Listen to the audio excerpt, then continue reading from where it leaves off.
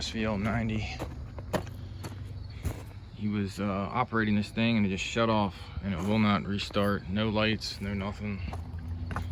We got battery power, we got good fuses, we got power at the fuses here. But that harness runs all the way around here behind the muffler. You can see up in there, it's hard to see. That's our problem right there. This muffler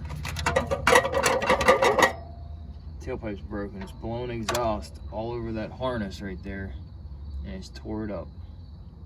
And that's all the power for the machine.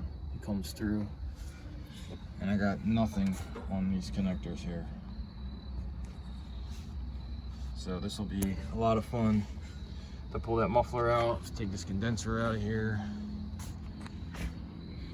I don't know what else to get back there and repair that harness, but just make sure you don't have a tailpipe that's going bad or an exhaust and gets all over that harness. It'll burn it up.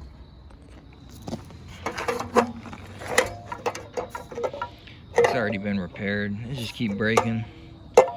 He needs a new muffler.